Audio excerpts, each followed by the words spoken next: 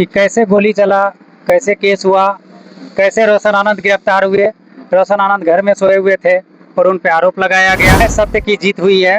आज रोशन आनंद सर का बेल मिला है, सारे सबूत के साथ वो हम लोगों को बोलेंगे तो हम लोग उस पर एक्शन लेंगे और जोरदार एक्शन लेंगे। संदिग्ध अवस्था में मौत हुई है, उनके बारे में नेपाल में हुई है तो उस पर इंटरनेशनल लॉ लागू होता है। इंटरनेशनल लॉ लागू होता है तो उसमें इन्वेस्टिगेशन नेपाल सरकार ही करेंगे। नेपाल सरकार क्या इन्वेस्टिगेशन करके देते हैं। साथ रोशन सर के वकील हैं, उनसे हम बात करेंगे।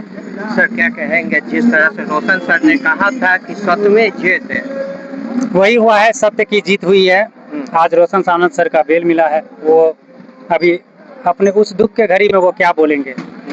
वो अपने भाई के दाह संस्कार में गए हुए हैं, अभी जस्ट सहरसा के लिए निकले हैं और देखिए वो कब तक पहुंचते हैं वहाँ। क्या कहेंगे। रोशन आनंद निकलते हैं जेल से और सबसे पहले कहते हैं कि फैजल खान कोल्ड स्टोर के मालिक जो हैं उन्होंने मेरे भाई पर जो है हत्या कराया है, हत्या का आरोप लगा रहे हैं।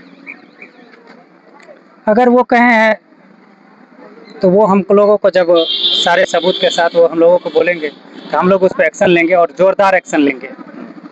क्या कहेंगे उनके भाई की जिस तरह से संदिग्ध अवस्था में मौत हुई है, उनके बारे में नेपाल में हुई है तो उस पर इंटरनेशनल लॉ लागू होता है।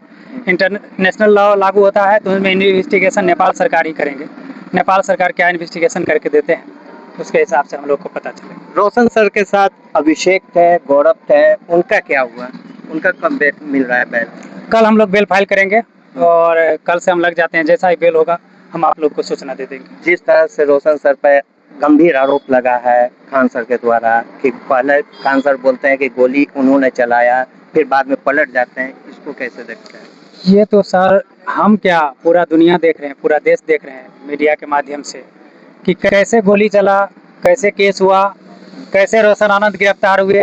रोशन आनंद घर में सोए हुए थे और उन पे आरोप लगाया गया कि इसी के कहने पर ये सब हुआ, जबकि मीडिया के माध्यम से ये भी पता चल रहा है कि जो गार्ड थे कोल्ड स्टोरेज के, वो गार्ड तो रूम ओनर के थे, जो उन कोल्ड स्टोरेज के मालिक है उनका गार्ड थे, तो इस हिसाब से रोशन आनंद की भी गार्ड थे। तो इसमें सर छोटी मोटी बातों को इतना बड़ा बना दिया गया, ये तो बहुत क्या बताए।